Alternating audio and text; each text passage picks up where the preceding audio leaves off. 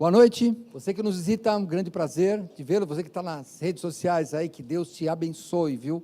Que hoje Deus possa falar no seu coração, e hoje nós temos um convidado especial, né? Na verdade um missionário que nós apoiamos aqui, o irmão Carlinhos, vou chamá-lo assim, né? Ele já esteve ontem nos ajudando na parte do louvor, e hoje vai nos trazer a mensagem, pode vir aqui, Deus o abençoe muito, que possa te usar, meu irmão, em nome de Jesus, vamos orar. Senhor, muito obrigado, Pai, pelo irmão Carlinhos aqui conosco, te peço, Pai, que o Senhor nos abençoe, que hoje, Senhor, a Tua palavra possa tocar no coração, daqueles que ainda não têm o Teu Filho Jesus, que possam, Senhor, hoje encontrá-lo, Pai, ouvir e tocar o coração e confessar com a boca, e aqueles, ó Pai, que já têm Jesus, que nós possamos, ó Pai, crescer na estatura dele, pedimos em nome dele, amém. Deus abençoe, meu irmão. Amém. Boa noite, irmãos. Uma alegria estar aqui com vocês. Essa igreja faz parte da minha vida, mesmo sem você saber direito. Nós, há 2 anos atrás, viemos aqui com o Ministério de Louvor da nossa igreja, demos um workshop, e alguns meses depois gravamos um DVD em espanhol. E essa igreja faz parte, foi uma das igrejas parceiras para que esse DVD fosse gravado. Então, quando você procurar a gente nas redes sociais ou no YouTube, se tiver paciência de esperar a música toda acabar, vai aparecer o logotipo da igreja, porque vocês fazem parte disso. Então, para mim é uma alegria. Sou Carlos Falsetti. Algumas pessoas acham que é sobrenome artístico, que é Falsetti, mas não, é Falsetti mesmo, espanhol não, italiano.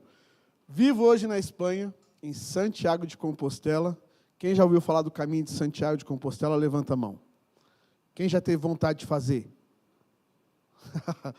O pastor está quase, né? Irmãos, eu vou falar muito rapidamente sobre o que a gente está fazendo ali, porque tem a ver com o que a gente vai falar hoje na nossa mensagem. Se os irmãos puderem colocar os slides, por favor, eles vão ficar... O pessoal da mídia não gosta muito, mas eu vou ficar assim, agora muda, mas... Tá bom? Irmãos, estamos na Espanha, Santiago de Compostela. Eu vou explicar rapidamente o que representa essa cidade. Pode mudar, por favor. Tudo que está em azul, na época de Jesus, era domínio romano. Então, Roma dominava toda essa parte aí. E do lado da Espanha, não existia Espanha e Portugal, existia Hispania, que era tudo uma coisa só. Pode mudar, por favor. Tiago Maior, quem assiste The Chosen, vai lembrar um pouquinho da cara dele, mas não é esse Tiago.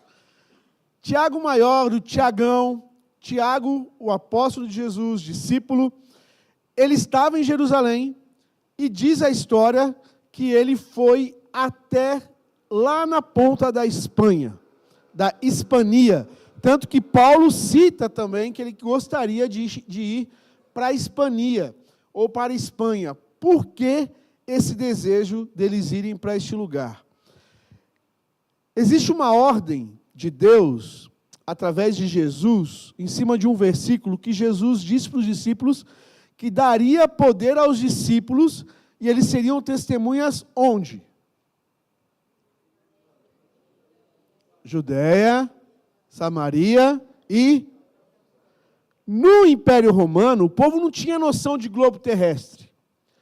Para eles, naquela época, o fim do mundo era ali. Muda o slide, por favor. Existe uma cidade lá em cima, aí você vê a Espanha, ou Hispania, Portugal está ali, e lá em cima é a região onde eu moro, região da Galícia, conhecida como Galícia. Então, se você já ouviu a expressão, olha esse galego aí, um galegão, aqui no Brasil a gente acha que o galego é alemão, mas o galego é quem sai da Galícia, Espanha. E em cima dessa ordem, pode mudar de novo o slide, existe uma cidade até hoje que chama Finisterra, ou fim da terra, ou fim do mundo. E essa cidade já existia na época de Jesus. Por isso que quando Jesus deu a ordem, vão até os confins da terra, eles entenderam de maneira literal que eles tinham que sair de Jerusalém, e passando de cidade em cidade, com a possibilidade de chegar no fim da terra. E esse morrom, esse totem de pedra que a gente chama, ele é um totem que indica a seta para quem faz o caminho de Santiago até chegar em Santiago de Compostela. Mas existem alguns corajosos, depois de caminhar muitos e muitos dias, quando eles terminam em Santiago, eles querem também ir para Finicierra para ver onde que o oceano começa. E querem pisar no marco zero. Muda o slide, por favor. Então, ali é a Catedral de Santiago de Compostela, onde eu vivo há 10 minutinhos, mais ou menos, próximo. Finicierra, pode mudar, por favor, de novo. Nessa catedral, diz a história, agora já é uma coisa... só para uma pausa. Eu fiquei muito feliz quando o pastor falou para mim que essa é uma das poucas igrejas que tem 3h30 de culto. Então, vai dar tempo de eu falar tudo até 9h30, eu acho que dá. Obrigado, viu, pastor? Estou brincando, irmãos, eu vou ser bem breve. Essa cidade é uma cidade onde ficou conhecida no mundo todo, e principalmente no Brasil. Aqui no Brasil, quem divulgou o caminho de Santiago foi o espírita Paulo Coelho, em cima de um caminho que ele fez, e ele escreveu um livro, se eu não me engano, é Diário de um Mago, e ele escreve um livro contando o caminho de Santiago. E muita gente em busca de espiritualidade vão até esse lugar porque, supostamente, os ossos do apóstolo Tiago estão dentro dessa catedral. Uma suposição. Porque diz a história que Tiago foi até Finicierra, até ali, fez discípulos. 5 anos depois, ele volta para Jerusalém com os discípulos dele, e lá ele é morto, ele é decapitado. E a história fala que os discípulos de Tiago pegam o corpo dele e levam de volta para ser enterrado na Espanha, na Hispania. Só que enterraram num lugar aleatório. E diz a história, a tradição, que um homem muito cristão, ele ora pedindo para que Deus revelasse para ele onde estava enterrado Tiago, porque ele queria honrar Tiago enterrando ele num lugar com honras, né, com um lugar especial. Por isso que chama Santiago, ou seja, Santo Tiago, Santiago para os espanhóis, é assim que fala mesmo Tiago, tanto que Tiago, o nome Tiago é Santiago mesmo, não pelo santo, mas me confundi, mas é isso aí, para vocês entenderem, Santiago. Compostela é porque diz a história que esse homem orou, e uma luz, uma constelação de estrela, iluminou um campo. Então, campo de estrelas, Compostela. E ele achou esse corpo, e aí ele tirou, desenterrou, e junto com outras pessoas eles levaram até essa cidade, onde deu a origem à cidade de Santiago de Compostela. Chega em média 3.500 pessoas por dia nessa catedral. Pessoas que fazem esse caminho aqui. Pode mudar, por favor. Aqui são os vários caminhos de Santiago. Então, tem o caminho francês, tem o caminho português, tem o caminho primitivo e mais um monte de outros caminhos. Para você ter uma ideia, o caminho francês, que sai da França, tem 850 quilômetros. Dá mais ou menos 40 dias caminhando. Uma média de 20 quilômetros por dia. O pastor falou que vai fazer comigo esse caminho. 850 quilômetros. O de Portugal, 650, 640 quilômetros por dia, mais ou menos. Irmãos, tem gente do mundo todo fazendo esse caminho em busca de algo que eles nem sabem o que é.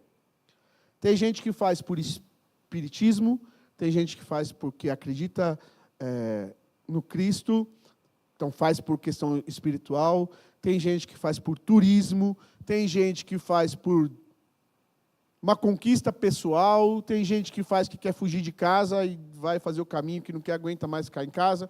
Então, tem todas as histórias possíveis de pessoas que fazem o caminho de Santiago. Eu já fiz o caminho 2 vezes, não todo. Tem um lugar, que é uma cidade do caminho francês, que se chama Sarria. Essa cidade, são 6 cidades antes do caminho, então tem 137 quilômetros.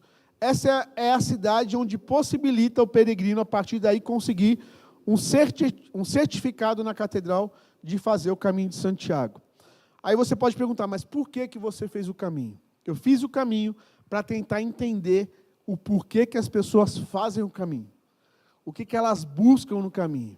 E Deus me deu muitas oportunidades de falar de Jesus durante esse caminho. E eu quero contar alguns testemunhos muito rápido. Um deles, pode mudar, por favor. Existe uma cidade que chama Arsua. Arsua fica 2 cidades antes da Catedral de Santiago. E tem uma capela em Arsua. Um parênteses. A Espanha não viveu a reforma protestante como nós vivemos no Brasil. Não passou pela reforma protestante. Então, hoje, a Igreja Católica é o ponto principal de cristianismo, porém, a Igreja Católica está morrendo também. São pouquíssimas igrejas evangélicas. Santiago de Compostela tem 120 mil habitantes. Dos 120 mil habitantes, os adolescentes já escutaram isso hoje de manhã, tem 3 igrejas evangélicas, 120 mil habitantes. Quantos habitantes tem esse bairro aqui, mais ou menos, São José? Chuta aí. 50 mil? Quantas igrejas evangélicas tem aqui no bairro? Só do Vichy já dá para... Irmãos, 120 mil habitantes, só tem 3 igrejas evangélicas. Juntando as 3 igrejas evangélicas, tem 200 pessoas. Juntando as 200 pessoas, 190 são latinos. Brasileiros, colombianos, paraguaios, uruguaios. 10% são espanhóis convertidos. Essa é a realidade de toda a Espanha, menos de 2% de cristãos protestantes.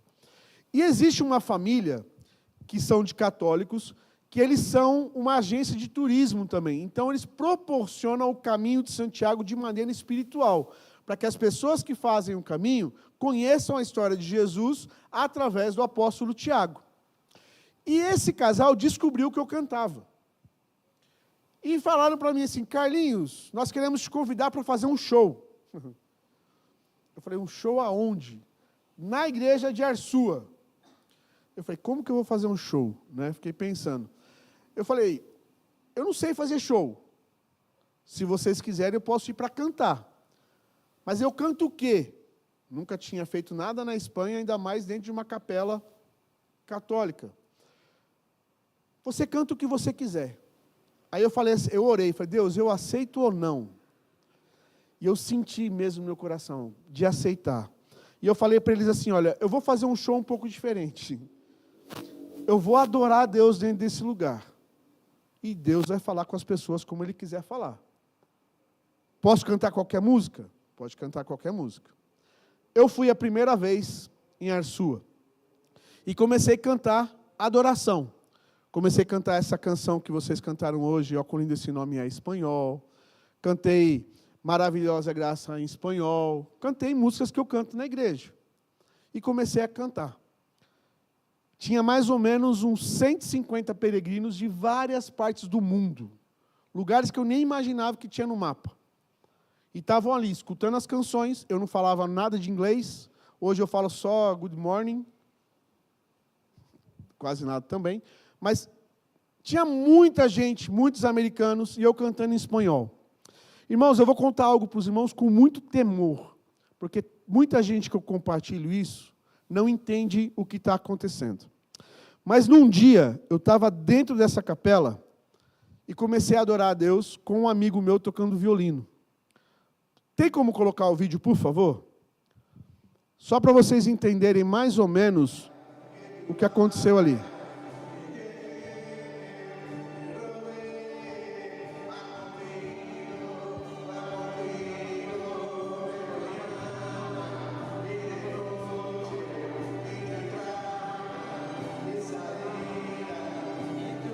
Ali tinha freiras, padres, peregrinos de várias partes do mundo.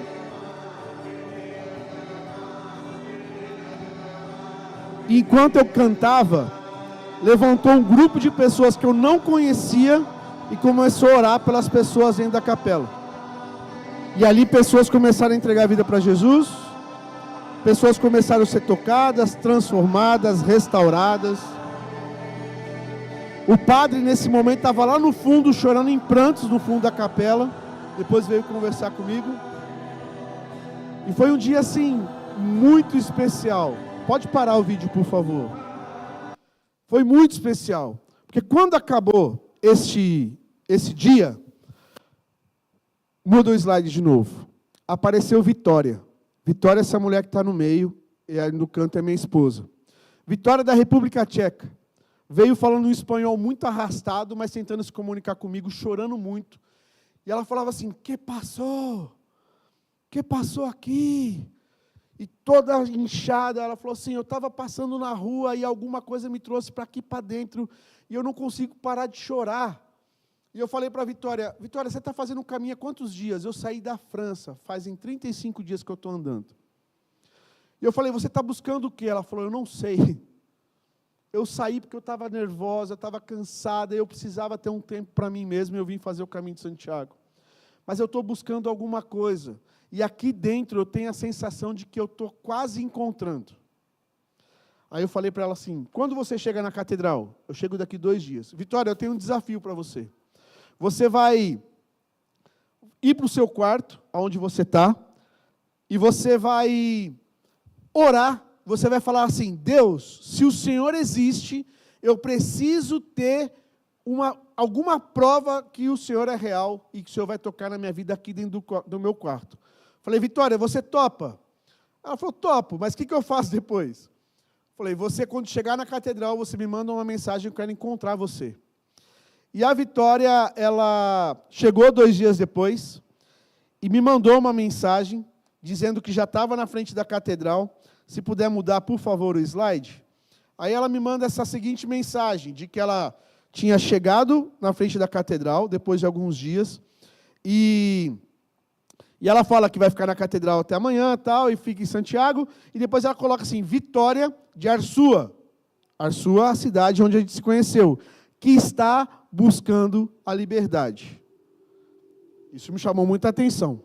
Aí eu falei para a Marcela, vamos comigo conhecer a Vitória. Marcela não estava lá no dia. E fomos até a catedral. E ali sentamos numa cafeteria com ela. Oramos com ela. Ela contou toda a história dela para a gente. E eu falei para a Vitória, quando você chegar na República Tcheca, avisa para a gente como está sendo o processo. Aí quando ela chegou, ela mandou outra mensagem. Pode mudar o slide para mim, por favor. Aí ela coloca que ela chegou lá na República Tcheca e fala que com a ajuda de Deus, começo o caminho novo em minha vida real. Eu sinto a presença de Deus mais do que antes. E ela, obrigado pelas orações. E eu penso em vocês cada vez que falo com Deus. E a partir daí, meus irmãos, quase todos os dias ela manda mensagem para a Marcela, minha esposa, e a Marcela está discipulando ela. Como que eu imaginei que ia evangelizar uma mulher da República Tcheca? 2 dias depois, pode mudar, eu vou ser bem breve.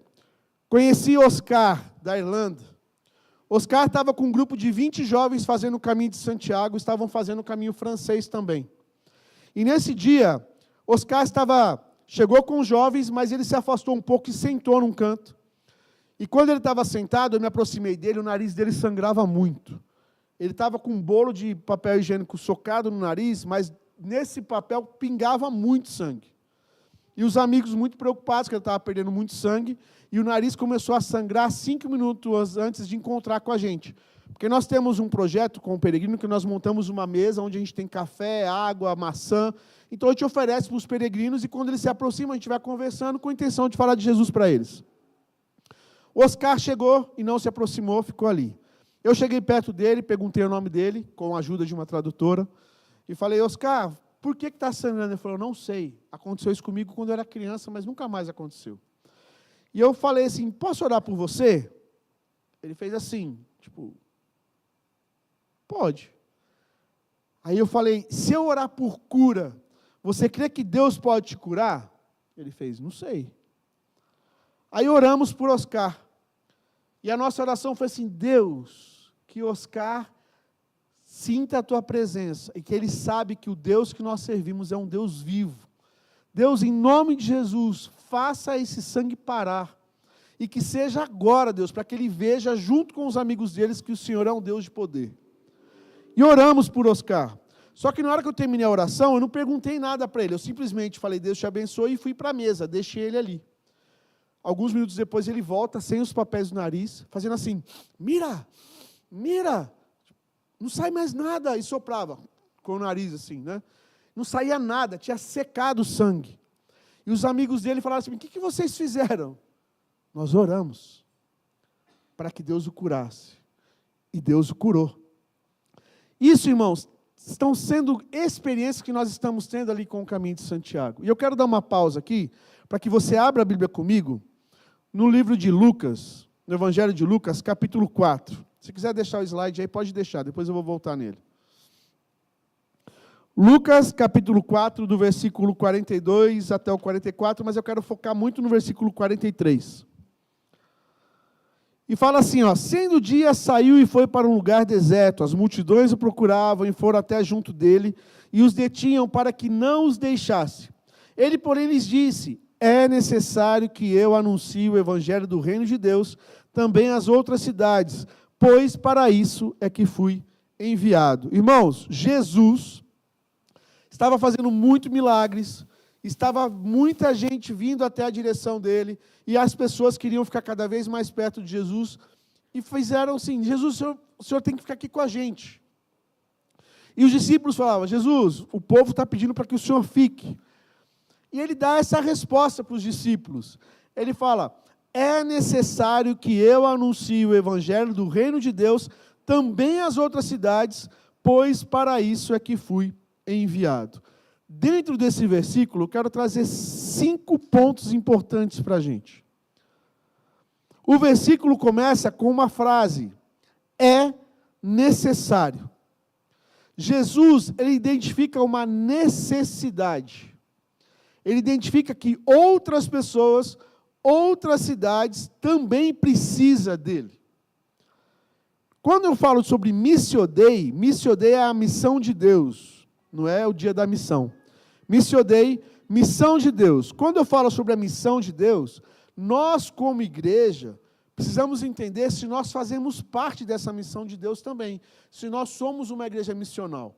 E quando eu falo sobre igreja missional, não é só a igreja que ajuda no processo transcultural, não é só a igreja que ajuda enviando missionários, mas é se a igreja é uma igreja missional no contexto onde ela vive, com as pessoas que ela trabalha, com os amigos da escola. Irmãos, nós somos pessoas missionais. Pode ser que você fale assim, Deus não me chamou para ser missionário. Você se engana. Porque você é missionário onde você vive. E eu vou te explicar o porquê. Jesus identificou a necessidade. Então pensa no seu trabalho. Qual é a necessidade das pessoas que estão perto de você? E eu não falo só de necessidade financeira, necessidade de comida, mas é necessidade espiritual, pessoas carentes, pessoas tristes, pessoas emocionalmente frustradas. Qual é a necessidade? Então Jesus identifica uma necessidade. Eu vou ler rapidamente em João, capítulo 9, versículo 4, não precisa nem abrir. Ele fala sobre outra necessidade. É necessário que façamos as obras daquele que me enviou enquanto é dia. A noite vem quando ninguém pode trabalhar. Jesus sempre ele fala sobre essa necessidade. É necessário, eu estou ficando velho, irmãos, então eu enxergo para ler, então eu tenho que ficar colocando assim, para ficar enxergando vocês. A necessidade, é necessário. E depois no mesmo versículo ele fala, é necessário, como continua? Que Jesus se coloca como um agente da missão, como alguém que é importante para que a missão aconteça. Nós identificamos qual é a necessidade, mas nós precisamos nos posicionar como o responsável para que essa missão aconteça. O que acontece com a gente normalmente? Alguém está passando dificuldade perto de casa. Pastor, o senhor pode orar por tal pessoa? Pastor, o senhor pode vir aqui e orar por uma pessoa que está enferma? Pastor, tem uma amiga minha, um amigo meu que não está bem, o senhor pode vir visitar essa família e orar por eles? Vocês entendem que a gente vai jogando a responsabilidade? Não que o pastor não possa fazer isso, é lógico que ele pode. Mas você vai ajudar muito o seu pastor se você também fizer. Se você também orar pelo seu vizinho, quando a pessoa fala assim, olha, eu não estou bem. Em vez de você falar, pastor, vem aqui, você fala assim, eu posso orar por você? O que está acontecendo? Você se colocar como um agente da missão. É lógico, se for uma coisa que precisa mesmo de uma ajuda do pastor, o pastor está à disposição para atender. Mas, às vezes, irmãos, nós fugimos da nossa responsabilidade como agentes da missão de Deus. Então, Jesus, ele mostra a necessidade, ele aponta como um agente, como responsável pela missão, e ele traz para a gente qual é o método dessa missão. E o método da missão é anunciar. Porque ele fala, é necessário que eu anuncie. E o método nós temos também. É necessário que os nossos vizinhos saibam que eu me posicionei, porque eu tenho um método para falar para elas quem é o meu Senhor. Então Jesus, ele fala sobre a necessidade, ele fala sobre o agente e o posicionamento, e ele fala sobre o método da missão. E o método da missão é anunciar, é pregar, é testemunhar. Talvez você vai falar assim, eu não sei pregar. O seu estilo de vida, a maneira como você se comporta, mostra da onde é o lugar que você vem. Qual é o lugar que você frequenta? A sua honestidade, a sua carisma, a forma como você lida com as pessoas. Isso mostra o método que você tem para alcançar as pessoas para Jesus. Agora, se você é uma pessoa mal-humorada, uma pessoa que murmura o tempo todo, que reclama de qualquer coisa, uma pessoa que está sempre insatisfeita com as coisas, o método está errado, porque como que você vai conseguir fazer com que as pessoas conheçam Jesus através do método que você tem? Eu falo isso por mim também. Continuando, é necessário que eu anuncie o quê, irmãos? O Evangelho do Reino de Deus. Jesus, ele tem um método, e nesse método existe um conteúdo. E esse conteúdo é o Evangelho do Reino de Deus. Nós estamos ali em Santiago de Compostela. A Espanha hoje vive um lugar, ou um período, a gente chama de pós-cristianismo. Foi uma nação muito católica, não viveu a reforma protestante, então ela se manteve católica por muitos anos. Os poucos protestantes que entraram lá, os evangélicos são tratados como uma seita, então eles reconhecem os evangélicos como uma seita. E todas as pessoas que a gente vai evangelizar, eles falam assim para a gente, Deus não existe. Mas por que você crê que Deus não existe? Porque se Deus existisse, ele seria uma pessoa boa, mas ele é muito mau. Porque através do nome de Deus, muita gente aqui na Espanha morreu. Por conta do catolicismo, muita gente que morreu. Então Deus não existe. Aí na nossa mente assim, tá, mas e Jesus? Você acredita que ele existiu? A gente sabe que existiu porque existe, Jesus, historicamente, ele foi um homem muito bom, inclusive que dividiu a história, né, antes de Cristo, depois de Cristo. Então eles acreditam que Jesus existe. Então não basta só eu dizer para o espanhol que Jesus o ama. Eu tenho que provar para ele que Jesus existe. Quando ele fala assim, Deus é mau, eu falo, olha, eu vou te provar que Deus, ele é um Deus bom. Então eu tenho que ter fé e convicção que o Deus que eu sirvo vai se apresentar para essa pessoa que eu evangelizo de maneira pessoal e sobrenatural. Pode ser que você não acredita que Deus cura, mas para o espanhol, eu preciso provar que Deus cura, assim como aconteceu com Oscar. Ele provou da manifestação de Deus. Pode ser que ele volte para a Irlanda, como tenha voltado para a Irlanda, e nunca mais ouça falar sobre Deus. Pode ser que ele até duvide de algumas coisas, mas ele provou. E ele vai ficar marcado na mente dele que um dia oraram por ele, e em nome de Jesus que oraram, ele foi curado. Tem muitas outras pessoas que falam, é como se eu tivesse a obrigação de, como cristão, provar para as pessoas que o Deus que eu sirvo é um Deus vivo.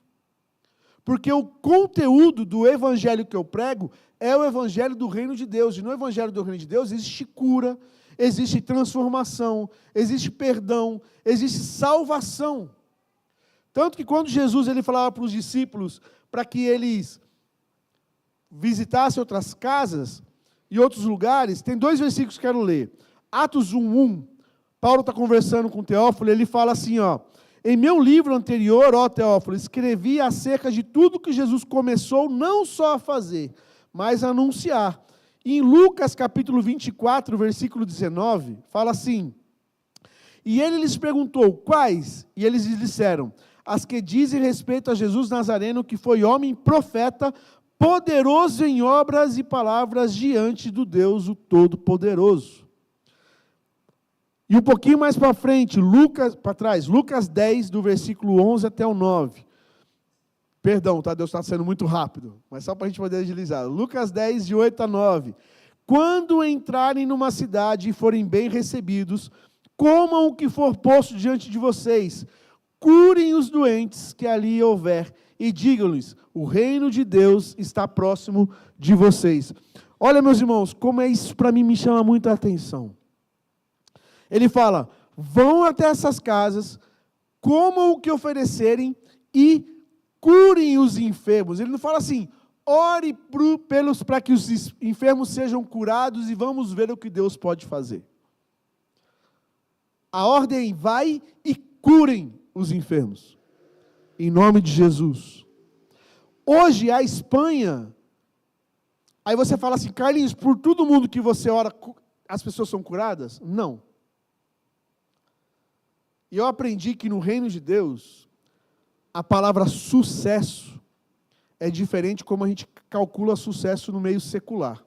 Se você tem uma empresa e você trabalha, como que você mede que o resultado, como que você mede que o seu plano de ação foi bem sucedido? Através do resultado que você tem. Então, se você planeja e executa esse plano, se o resultado foi bom, significa que foi bem sucedido. Se o resultado foi ruim, não teve sucesso, certo? No reino de Deus é diferente. O sucesso você mede pela obediência e não pelo resultado. Por quê? Deus fala para a gente orar pelos enfermos. E a missão ela é bem sucedida quando eu obedeço essa ordem e eu oro para que essa pessoa seja curada. Se o resultado não foi do jeito que eu queria, porque ele é de acordo com a vontade de Deus, eu não posso sair frustrado, porque o resultado não depende de mim, o resultado depende de Deus. A manifestação da cura vem dele, do perdão é dele, da transformação, da restauração de um casamento, o resultado é Deus quem determina, mas eu preciso obedecer. Eu preciso orar para que as pessoas sejam tocadas, transformadas, restauradas, para que casamentos sejam refeitos, para que filhos de pessoas encontrem a Jesus. Eu preciso obedecer, porque existe uma ordem. E no reino de Deus, as pessoas elas vão compreender o evangelho do reino de Deus quando a gente se posicionar. E hoje de manhã eu estava falando com os adolescentes, irmãos. Eu moro na Espanha. Os muçulmanos estão se posicionando mais do que nunca. Estão invadindo a Europa. Estão se posicionando, porque para eles existe uma necessidade. Qual é a necessidade? Dominar o mundo. E quem é o agente? Eles se colocam como agente da missão. Eles têm o método deles e eles têm o conteúdo deles. Mas eu creio, como filho de Deus, que o nosso conteúdo é muito mais poderoso do que qualquer outro conteúdo que existe. Ainda que a gente morra em nome desse evangelho, porque nós estamos vivendo em obediência. E se a gente sofrer pelo evangelho, não é porque é mal sucedido, é porque Deus quis assim. Mas é bem sucedido no reino de Deus porque nós obedecemos para fazer. E para terminar, ele termina, é necessário que eu anuncie o evangelho do reino, e ele termina mostrando para a gente qual é a finalidade. Porque para isso é que fui enviado. Jesus identifica a finalidade do seu ministério. Qual que é a finalidade do seu ministério no seu trabalho? Pode ser que você tenha perguntado várias vezes para Deus, qual que é o meu propósito de vida? Para que eu nasci? O que vai acontecer comigo, com a minha família? Comece a observar as pessoas que estão perto de você, que precisam saber que você é uma pessoa diferente. A finalidade da sua vida é anunciar o evangelho do reino de Deus para qualquer pessoa que esteja perto de você. Pode ser que Deus te envie para uma outra nação. Pode ser que Deus te transfira de trabalho e você vá para uma outra cidade. Pode ser que você vai ficar a vida inteira no mesmo trabalho. Mas existe uma finalidade. Qual é a finalidade? Anunciar o evangelho do reino de Deus. Eu fui para a Espanha, já estou terminando com isso, com a intenção, irmãos, de falar de Jesus para o espanhol. Mas Deus está sendo tão generoso com a gente que Ele está trazendo pessoas de outras nações para a gente poder alcançar. A minha oração é para que eu continue tendo contato com essas pessoas. Ou que eu consiga colocar outros pastores e outras igrejas em contato com essas pessoas. Porque a gente fala de Jesus para elas, mas elas vão embora. E quem vai continuar o processo? Eu não sei. Paulo mesmo fala, uns vão plantar, outros vão colher. Eu tive a honra de plantar. Gostaria muito de colher. Mas eu sei que Deus vai levantar outras pessoas. Pode ser que aqui na igreja venham pessoas que um dia alguém plantou. E Deus vai te usar para colher. Só que para isso aconteça, você precisa entender a necessidade. Observar as pessoas. Não fazer acepção de pessoas. Entender que cada um que está perto de você é um irmão seu em potencial. É alguém que pode ter a vida transformada através da sua vida. Pode mudar mais um rapidinho, já vou terminar. Eu não vou citar sobre a Dona Glória agora, porque vai demorar a história. Mas se você quiser saber da nossa história, o QR Code mostra todas as nossas divulgações do que a gente faz em Santiago de Compostela. É um grupo fechado, você não vai receber bom dia, boa tarde, boa noite todos os dias. A gente coloca ali as notícias de evangelismo, quem a gente contacta, com quem a gente fala, e do lado, se você quiser fazer parte da nossa história financeiramente, nos apoiando nesse projeto, está ali do lado. Mas eu não quero falar sobre mim, irmãos. Eu gosto de dizer que eu prefiro muito mais levantar intercessores do que mantenedores. Financeiramente, a gente necessita mesmo de apoio ali. Mas são as orações que cobrem a gente. Quando os irmãos começaram, o pastor leu a carta, os irmãos começaram a compartilhar. Irmãos, orem por essas pessoas. Cubram essas pessoas em oração.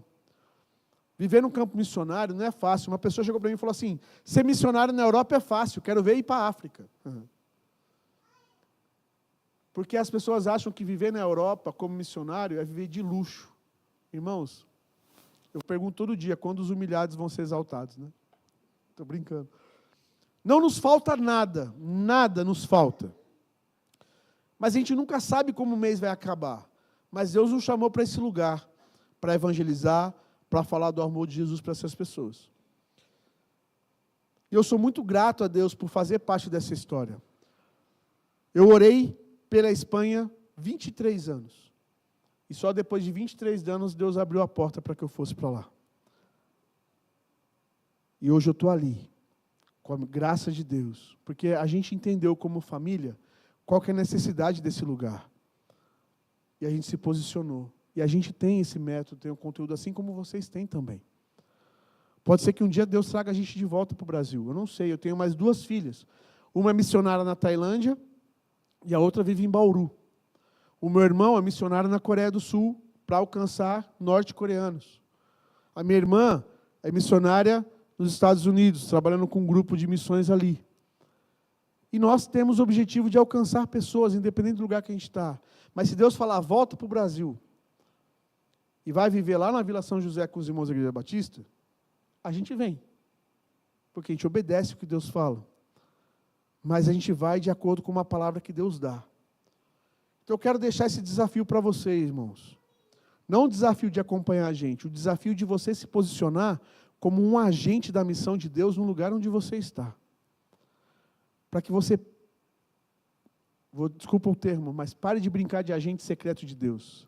Não é um agente secreto, é um agente que se mostra, que as pessoas sabem que é cristão, que as pessoas sabem que tem uma vida diferenciada, com um testemunho saudável, onde as pessoas olhem para você, ainda que você não consiga pregar, eles falam assim, aquela pessoa é uma pessoa honesta, aquela pessoa é uma pessoa amável, aquela pessoa tem uma luz diferente. Seja reflexo de Jesus na vida das pessoas. Eu queria que você fechasse seus olhos, eu queria orar por você e orar por mim também nesse período. Para que Deus abençoe essa igreja, para que essa igreja seja referência do Evangelho do Reino de Deus para as pessoas que vivem aqui perto. E para que você faça parte disso também. Deus, em nome de Jesus, eu peço para que o Teu reino avance, Deus, sobre a vida de cada irmão que está aqui. Que essa igreja seja uma igreja relevante neste lugar. Que cada pessoa que entrar neste lugar, Deus, sinta a sua presença e tenha o desejo de ser transformada através do teu nome. Usa os irmãos deste lugar, Deus, para transformar a vida de muita gente que está pertinho, que precisa só ouvir um Jesus te ama, que precisa só ouvir o deixa eu orar por você, que precisa somente ler um versículo deixado em cima de uma mesa. Nos ajude, Deus, a entender a necessidade das pessoas que estão perto da gente. Nos ajude a reconhecer quantas pessoas precisam do Senhor através de nós. E eu oro, Deus, pedindo para que o Senhor nos abençoe e nos acompanhe em nome de Jesus. Amém. Irmãos, obrigado, pastores, irmãos, Maria Isabel que teve coragem de me convidar, né? E que Deus abençoe a vida de vocês. Se quiserem saber um pouco mais sobre o que a gente está fazendo, podem me perguntar, estou à disposição. Amanhã estou voltando para a Espanha, meu voo sai à tarde, então ore por mim, pela minha família, por esse tempo nosso ali. Obrigado, pastor, mais uma vez. Deus abençoe, irmãos.